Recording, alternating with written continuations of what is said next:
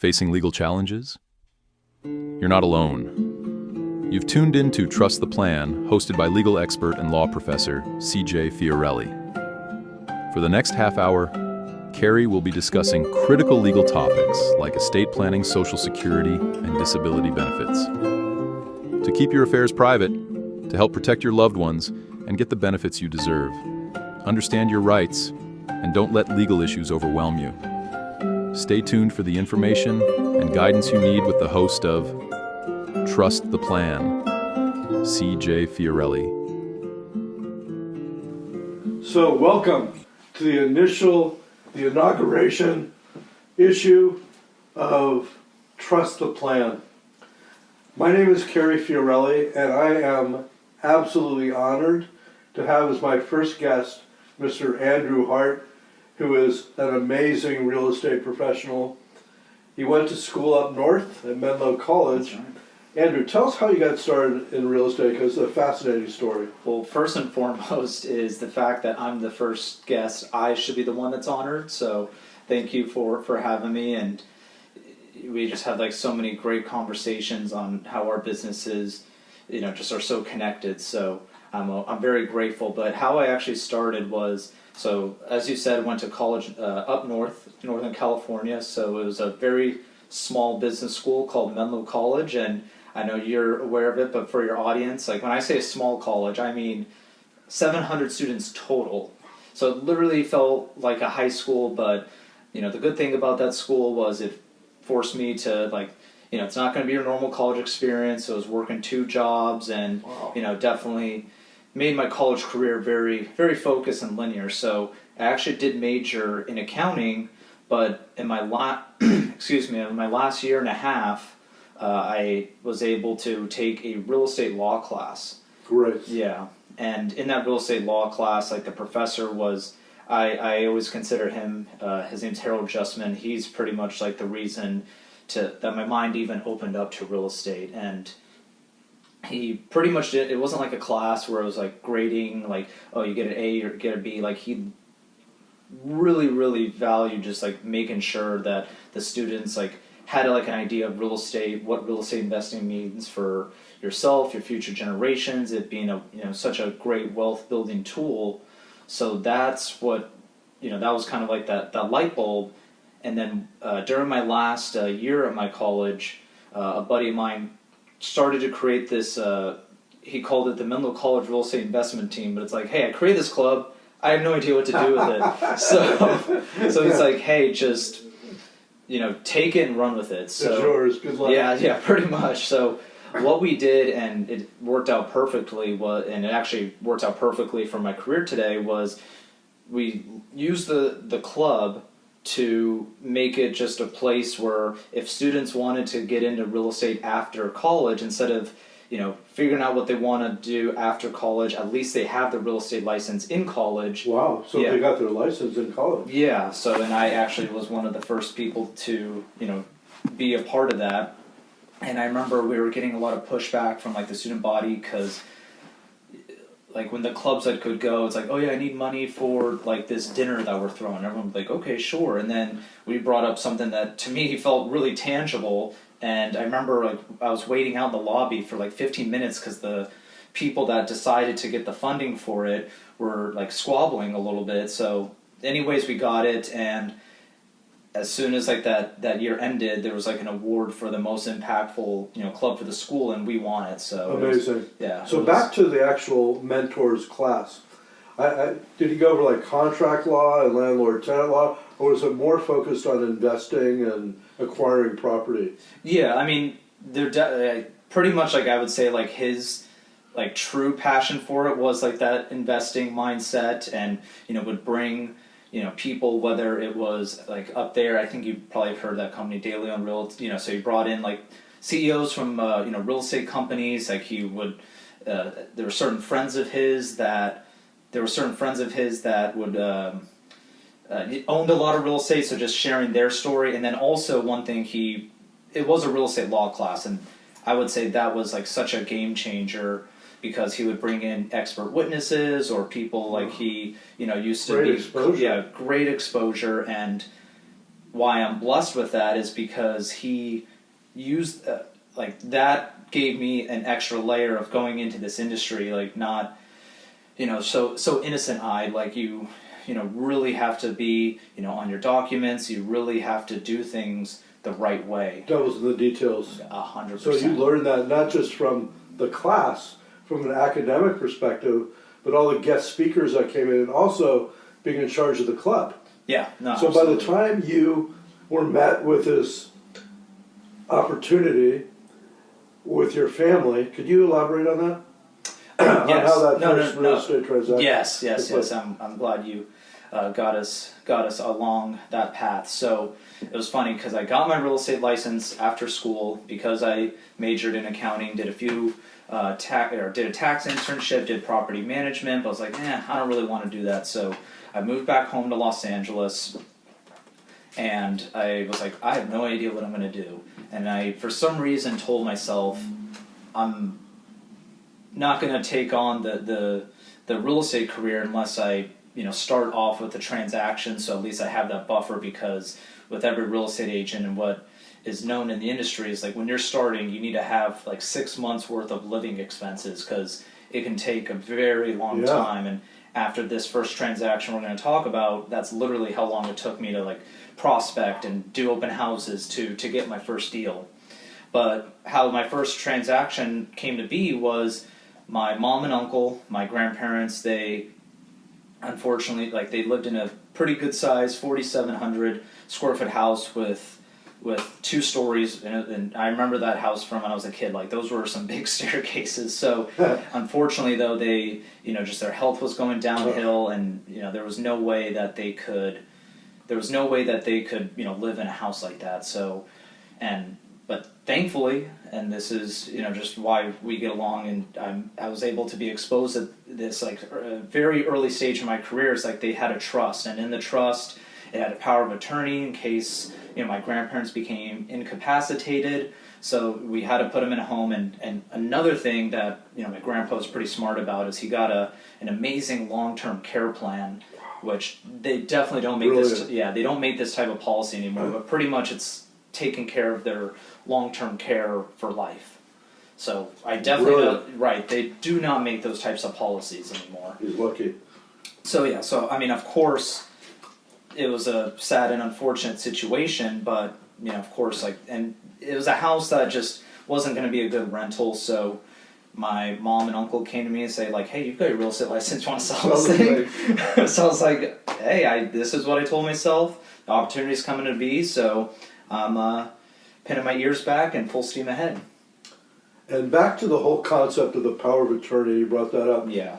People think, like husband and wife, okay, it's a community property, our house is owned jointly, and if something happens to my husband, no problem, I'll be able to sell the house or encumber it by renting it out. Not the case, right? Right. I mean, you have to have that power of attorney to be allowed to sell property or encumber it or even have access to bank accounts. So it's a dangerous situation to meet with an incapacitated spouse when you're not prepared with that power of attorney. But thankfully, your grandparents had that in place. Yeah. So your grandmother or whoever passed first could take care of the day-to-day affairs of running the household and keeping themselves alive. Right. Well, the thing that was interesting with their scenario was it was actually kind of crazy. Like, both my grandparents became incapacitated. So, like, at the same time. Like, maybe not the exact same time, but it was just kind of crazy how it... Pretty close. Yeah, pretty close in time. So, but again, that power of attorney made it so that my mom and uncle, could take the reins on that. Yeah, they're the designed agents under that trust provision for the power of attorney, so they could handle the day-to-day affairs for your grandparents. Brilliant move. Yeah, no, absolutely. So, I mean, I talk about some of the good decisions that my grandparents made, I know it's a little bit not as much of a predatory practice now, but those reverse mortgages, so... Scary. Yeah, definitely scary. So, but again, because of the power of attorney, what allowed my mom and uncle to do, it gave them to the authority to, they pretty much like cleared that balance, so they didn't have to like worry, about that encumbrance on the property when we were selling the home. And it made it easier for you as their agent to resolve Yeah, the well, and transaction and especially sell it. this is my first transaction, so you know what I mean. Like, let's just say it wasn't. Thankfully, it was my family that allowed me to, kind of like learn on the fly with that. But those things in place did make it a lot easier for me to, learn on the fly. And Andrew, I've talked about sort of the antithesis to that situation, where you've come across people that are in nightmare situations because they either didn't have a trust, Right. or in this particular case recently, we can't mention names, but you have a current client and their trust is not funded yet. Right. Yeah. And you and I have been having a lot of conversations about it. And the thing that's so frustrating is they're doing all the right things, like they're getting everything in order because unfortunately a family member of theirs the writing is on the wall, unfortunately. But yeah, it's just, and what you're telling me as far as like the code of ethics for an attorney, it's just an absolute. I mean, there are lawyers that charge extra for funding, and just so our audience knows what funding means, it actually means if you have real estate, to transfer that property into the trust by two things, at least here in Los Angeles County. You have to have a quit claim deed, giving your interest in your property into the trust, and two, a preliminary change of ownership. Right. And if you don't do those two forms correctly and pay the recording fee, then you've got a car that has no engine, basically. That's the analogy. Right. So, do you want to buy a brand new Mercedes without an engine? Probably not. You're not going to get too far. Yeah. And do you want to hire some lawyer and pay him $4,000, and now you have a trust that might go through probate? I mean, wasn't that your entire intention Right. of setting up the trust to avoid probate court? Yeah. So your heirs could get the property quickly and without hiring some lawyer for $80,000 to file some papers?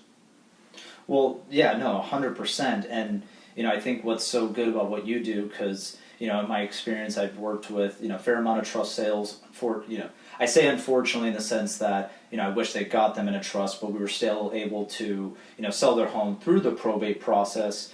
But just putting in a trust, or like, if you just like call some random attorney, just to get the trust created, a lot of times like, it feels like 50-60% of the people that just do it that way don't get that proper counsel or just like that proper care. Like I know I've seen from you of just kind of talking about different scenarios and not just being like in and out, and really caring about just the protection of their estate. Thank you, Andrew. And just a little disclaimer here, brought that up in my mind. We're not giving you legal advice, so this is just educational and informational.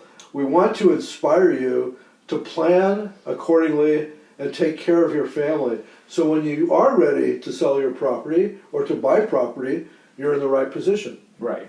And I mean, because I feel in my experience as a real estate agent, I've spoken to many different fields, attorneys in different fields of law. And the thing that I really love about the trust attorney relationship is it's not like your, usual type of like, oh, like it needs like a, consultation, and the consultation is this amount. Like, I genuinely feel like when, especially, well, I would say unfortunately I've spoken with trust attorneys that, just kind of like leave me high and dry as far as like some critical questions for my clients. But when you have the right one like you, Thank you. Yeah, of course. When you have the right one like you that truly cares, like you can, really ask them questions and really feel it out, because as you experience, when someone's getting a trust, it's not like just one day the light bulb comes on. It's kind of like they have to like hear I about need a trust in the morning or else. I know, just like a cup of coffee. But yeah, so in regards just to the field of law, it feels that the trust attorney or learning process through it is very educational, and it's not like twist your arm type, or it's not super dire unless unfortunately the worst case scenario happens. Tell us about some other sort of horror stories that you've experienced, either when somebody didn't have a trust or they did and it wasn't structured properly, if you can remember. No, actually, it's funny you bring that up. I actually sold a property. It was the beginning of 2022. It wasn't a trust, but I guess the beneficiaries were butting heads so much that it actually did turn into a probate. Ugh. So it's like they did all the legwork for it. Then it became contested. Right, it became contested, so it just ended up turning into a probate situation. So that's one that comes to mind, and then I would just say the transactions that I've done where probate was involved, it's just more of when I'm talking with these sellers, they just are thinking, I wish I put in a trust. And then also, I would say some good information to talk about is the transaction changes when you're selling as a trust or selling as a probate. So when you're selling as a trust, it's very straightforward, pretty straightforward in regards to treat it like a normal transaction. So all the components are usually the same. The escrow period is usually the same as a normal transaction. That earnest money deposit, so the amount that people have to put in once an offer is accepted, that amount's usually the same. So it's very, very straightforward, and that's like where a trust is very key in that. So when you're selling as probate, you have to confirm, one, if it needs court confirmation or not court confirmation. So not having court confirmation, it's still pretty straightforward, but you don't know if that's going to be guaranteed. It's an extra step, and it could take a while. Exactly. And then, of course, if you need court confirmation, which is the worst case scenario, is the earnest money has to be 10% down as far as just the amount that gets put into escrow. And then once the contingencies are removed, that's when the probate attorney can officially go and get the court date. And if, let's just say, you found a deal, that property then, that court date, what that means is that the property could be overbid. So let's just say you think you got a deal, and then some investor that you had no idea existed comes to the courthouse, and then all of a sudden the minimum bet that you can go over is 5%. But still, like, what if someone's like, "Hey, I'm gonna, overbid 5%?" Then that buyer, take you out of the game. Exactly, and on top of that, it takes such a long time. So it's like the person's like, fingers crossed, like hopefully nothing happens. So that's another reason. Or if somebody got approved by an FHA lender for an FHA property, and they're going to be paying 5%, now they got to pay 10%, right? Well, I mean, frankly, FHA is like really challenging to make a probate happen, because the one thing too is more times than not, like a seller of a probate property is not going to be doing any work, and an FHA or a VA loan, when they do their appraisals, they're a little more scrutinous in the sense of the property has to be in really good condition. So if the property's in pretty rough condition, more times than not, it's either going to be conventional or an investor type of product. So, and that's another thing too of the probate versus trust. The probate can potentially limit your buying pool in that aspect. So many disadvantages. I never even thought about that. I know. So getting back to, you mentioned the word veterans, and I know that you have a relationship with a veterans organization, and that's kind of keeping you fairly busy recently. Can you talk about that relationship and how that's working out for you? Yeah, no, it's been very good. I mean, just first and foremost, I'm so grateful for our veterans, and if any of you guys, thank you for your service. And so working with veteran clients is definitely a backbone of my career. So, and I've got family that served in the military. Some of my dearest friends have served in the military, and like about 2 years ago, I found this organization called Veterans United. So pretty much what their role is they're kind of a VA lender, and they will partner me with veterans, and pretty much it's been definitely, at least the start of the year, it's been a pretty busy start. And when it comes to helping veterans, because the VA loan, it's a great loan product, getting to put 0% down, no PMI, a lower rate. The only challenge is that appraisal, tends to bring a lot of things to light that a lot of sellers don't really want to have to worry about what's called those VA repairs. So I always tell my veterans, if you can think buying at the end of the year, at the very beginning, because that's when a lot of the buying pool is either preoccupied with the holidays or like the other buyers are thinking about taxes, that's a really good time for the veterans to That's a take great advantage. tip. Yeah. Anything else a veteran who might be interested in buying a house should know about in terms of the benefits, other than the 0% down payment? Do they have to stay on the property for a certain period of time, or No. can they sell it at any time? Yeah, they can. Yeah, they can pretty much sell at any time. So, I mean, California, you pretty much get to use your VA once. But let's just say you're buying, because I don't know the exact number right now, but I believe it's like 500,000 you can use of VA loan. So if you're living somewhere in the Midwest where properties, let's just say, are 200 grand, you could use your VA loan multiple times. Wow. Yeah. Even for investment property, or is it just for primary residences? Just for primary residence, but pretty much, and this is like whether you're a veteran, first-time buyer, or just any client of mine, an investment strategy I always like to say or like to use is starting off like buying a home that's probably, let's just say, 900 to 1,000 square feet, because and the VA you can probably only use once, but as long as you're moving up in as far as size of home, you can keep utilizing like the smaller down payments. So I have clients that kind of have used like houses as stepping stones. Maybe their dream house wasn't that first home, but They're moving that direction. they're moving up. But as they're moving up, they're all of a sudden getting these investment properties along the way. And one other question about the veterans program: can somebody assume a veterans loan? Yes, I'm glad you brought that up. So with the VA loan, it is an assumable loan. However, it has to be done by a veteran. And how you assume it is, let's just say the person bought the home for $300,000. Right. Let's say the home is worth $500,000 now.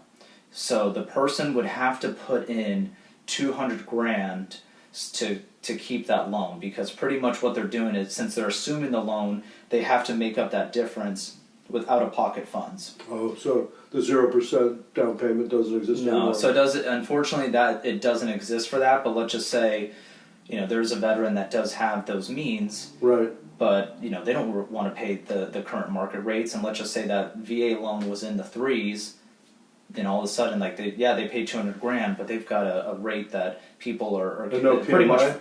no PMI, Oh. no PMI whatsoever. So that's a big benefit right Yeah, there. and then FHA is also the only other type of assumable loan. Same thing, where you have to make up the difference, but again, the average rate right now is high sixes, low sevens.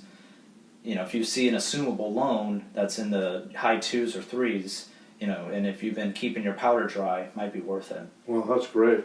So again, we're here on Trust the Plan with our first and great guest, Andrew Hart, and he works for a brokerage called Randy Place. Yeah, so like real estate, it's kind of all over the place, but yeah, so I'm part of a team called Randy Place and Associates, and we hang our license at a brokerage called Real Broker. And your office is located in? So our office is located in Woodland Hills. We serve pretty much all the greater Los Angeles County, Ventura County, and I would say before we get going, there's definitely something that, because I feel ever since that first transaction in my career, just understanding trust and sharing about trust has been so important. And there was it was back in 2019, there was Prop 19 that they were throwing out there. Right. And I felt like a lot of the people in my industry were really pushing it, because the way that they marketed it was that it's going to be creating more inventory. But because of the real estate, my real estate mentor from Menlo College, that was one thing he really talked about, is like how the trust is so good for real estate preservation, in the sense that your capital gains basis goes up, so that you're avoiding capital gains, but your property tax basis stays the same. So with that, Used to be that way. right, of course. So yeah, it was amazing to hear that. So Prop 19 passed. So what the devil in the details is that they were going to, if let's just say like that type of situation happened, the investment, like the primary would keep would get the stepped up basis for capital gains, it would keep the tax basis, but what they were going to do for investment properties is the tax basis would go up for those. And that's how they they framed Prop 19 saying there's going to be more inventory because people that are inheriting those properties, they don't want to pay those crazy property taxes with a stepped-up basis. Right, and as you may know, a stepped-up basis would have been or could be a great benefit to the people that are beneficiaries and they inherit that property. You might also know that a year or so ago, it used to be advantageous to have a revocable trust because the beneficiaries of that trust would inherit your stepped-up basis. That was done away with, and so I got a lot of calls when this law changed, and a lot of people wanted to have irrevocable trust to replace the revocable trust. What is the danger with that? Well, if you have an irrevocable trust, you're actually giving your property away to your beneficiaries during your lifetime, which is kind of ironic because a revocable trust is also called a living trust, Right. but it doesn't kick in until you die. Right. Now, the irrevocable trust operates while you're alive, and what is the scary thing about an irrevocable trust? It's permanent. Yes, and now your beneficial owners own the property. So I had a situation, a little story. I had represented a plastic surgeon up in Northern California, and he decided he wanted to take advantage of the stepped-up basis for his kids and create an irrevocable trust. Well, you know what happened? Is his kids, or one of the kids, was trying to evict the father from his own house, which he could do because he owned the house. The son now owned the house. Oh my God. So yeah, he's getting the stepped-up basis, but what kind of an assault to the father who set this thing up? As I learned when I was in law school from my contracts professor, no good deed goes unpunished. Seriously. Which is a horrible thing to say, but it's true. Right. 3 things with that story: the path to hell is always paved with the best of intentions. I hate that saying because I want to do good, and I do good, but so many people, by doing the right thing, always get the crappy end of the stick when it comes to that. Second, so just backtracking on this new law that came about. So this is also including your primary residence. Everything. Yeah. Investment primary residence, you don't get the stepped-up basis anymore unless you have the irrevocable trust. And that's just the reason why that frustrates me so much is, from what I learned, very early on in my career, just about the benefits of trust. It just feels like that's they're still good and they still protect and they still, do have an important role, but it seems like the things that were so beneficial about them are just getting yanked, and that's what's really frustrating. Yeah, but luckily we still avoid probate with a trust. Of course. So you avoid the delays of getting your assets into the hands of your beneficiaries. Of course. And you don't have, I'm sorry, but you're not going to have to pay a lawyer, your kids won't have to pay a lawyer 8%. So let's say you owned $1 million house, which is pretty likely these days if you live in the Los Angeles area. Easily. That means 8% is going to go to the lawyer, $80,000. Yeah. Now, sometimes it's worth it because it's a very complicated probate, but it's a simple probate. Yeah. I always ask, hey, this is kind of a no-brainer question. What would you like to do? Create a trust for under $3,000 today, or have your kids pay $80,000? And that at no time is that going to go down in the future. No. That's going to only go up because probate judges are prior lawyers, so they're going to approve the probate fees for their friends, their golf buddies. Oh yeah, absolutely, right on the links. And then, sorry, my third point that I was going to get to. Oh, sorry to interrupt. No, it was a perfect explanation, but just super ironic that the case that you had where the son was trying to evict him, he must have not looked at his tenant landlord laws, because it's really hard to get a tenant out of California. Oh my God! And it's like the tenant is literally the person that created the trust. So, at least quick story. I owned some property in Van Nuys. It was a triplex, and around the coronavirus, the tenants there just decided to stop paying rent. Mm-hmm. Okay. Now, at that time, you couldn't evict a tenant for non-payment of rent. But these guys didn't even apply for the coronavirus program. Oh. And one tenant made the stupid mistake of moving her boyfriend into the property. Not only that, he had his mail sent to the property, and I saw it. Okay. So all I had to do is go to court and said, look, she's in breach of the lease because she moved her tenant in her boyfriend in as a tenant, which is breach of lease, so that's how I was able to get him out. Yeah, But if it was just for non-payment of rent, you just forget it. Unfortunately, though, I mean, that was just based on an act of luck for you, but an act of stupidity on the tenants. Yeah, that is not very much. Nowadays, it probably takes at least 6 months to try to evict it. Yeah. And then, that assumes that everything goes smoothly. Yeah. But yeah, and of course, we're not like bashing tenants whatsoever. No. But at the same time, a lot of the people that we're serving are people that are buying real estate and doing it for the right reasons to build wealth, to be able provide housing for people. Exactly.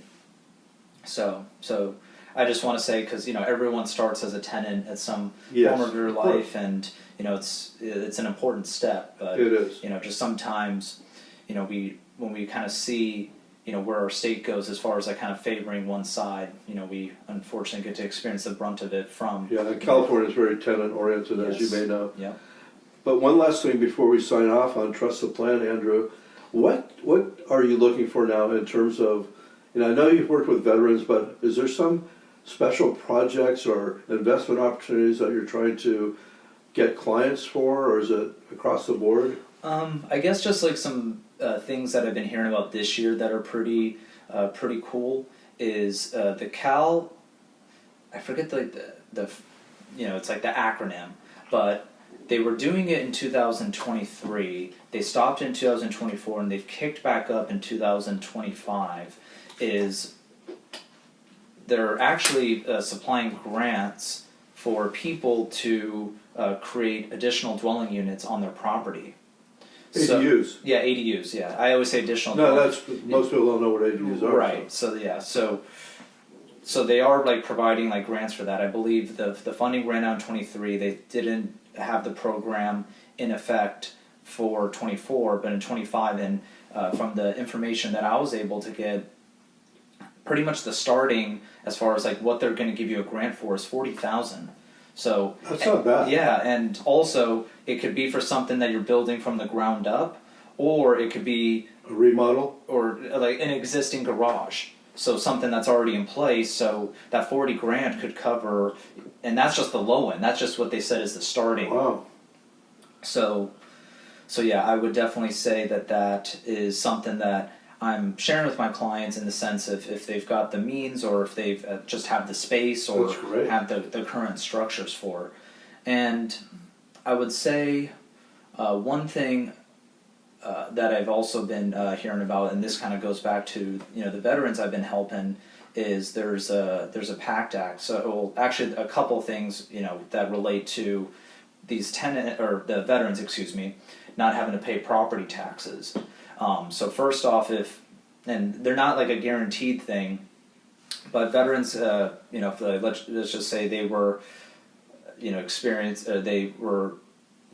if they got disability from their time in the service, if they're on full disability, if they go to their appropriate county, they potentially could be approved to not pay property taxes, and then that same thing where they don't have to pay property taxes was something called the PACT Act. So the PACT Act is something I heard about recently, where if they served in an area that had, hazardous materials that they were around, there's that PACT Act that's going out. So if a certain veteran qualifies for it, they may be eligible to not pay property taxes. Fantastic. Yeah. That's a deserving benefit for the people that served our country. Absolutely. And protect us. Absolutely. So, one final question, Andrew, before we let you go. I've heard, and you could correct me if I'm wrong, that you can now develop more rental units on a piece of land than before because of the housing shortage here in Los Angeles County? Yes, actually, so there's actually I'm so glad you brought that up, because that's a good thing. So there's two that come to mind for me. So and I think a lot of people heard of this one, is SB 9. So there's a specific amount of criteria that has to be met for this, but if your property's in a R1, it has to be zoned in R1, you can actually, and the lots, the lot, it's probably got to be a pretty, normal size lot for a single family residence with the R1 zoning. You can divide the lot into two, and you're able to put a duplex pretty much on each of those lots. So you're able to actually have four units total now on one lot. So That's great. yeah, so SB9 has definitely been something.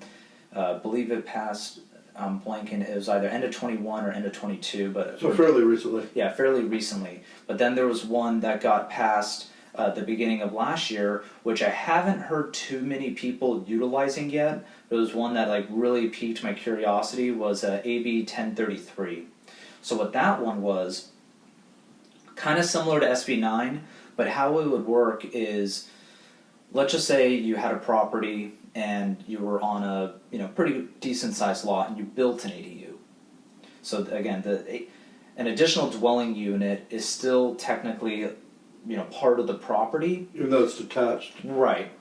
So what AB 1033 allows you to do is you can actually now subdivide it so that property is a sole separate property that you can actually just sell. So Oh, where I thought it was pretty advantageous is, let's just say it's an older couple, and the house is a little bit too big for them, but they're like, there's no way that we can afford anything else, and we have the means to make an additional dwelling unit. They can create that, subdivide it, sell the bigger house, and then they can pretty much technically still live in the ADU because they own it. right. That's So, great. so that was one that was pretty cool. The only kind of interesting caveat with that is, with that, when you do create like that additional dwelling unit, it's viewed as a condo in the sense that you have to create, I believe it's like bylaws, CC&Rs that are part of the single family house. So areas like Washington State and Texas have been using that for a while, and it's been pretty successful over there. So that was definitely great. one. I haven't seen a lot of people utilizing yet, but it was one that was like, oh, this is pretty interesting. Yeah, and even after the fires here, that might be an option for people to actually buy an ADU temporarily before Right. they can move back in their house. Exactly. And then they can rent it out later. Yeah. No, absolutely. So It's a great plan. yeah. Well, thank you. Speaking of plan, thank you for following us on Trust the Plan. And thank you so much, Andrew. And I love Andrew's slogan, which is follow your heart? Or Follow your heart home, and that heart is my last name, Hart. So That's brilliant. yeah, thank you. And Thanks again for Carrie, being on. thank you for having me, and Andrew. we can pretty much talk about trust till we're blue in I know. the face. So. And real estate. Yes, So it's a absolutely. great show. Really thank you for being our inaugural guest. Yes. And we hope that you, as our audience, learned something and will come back more. Again, we're not giving you legal advice.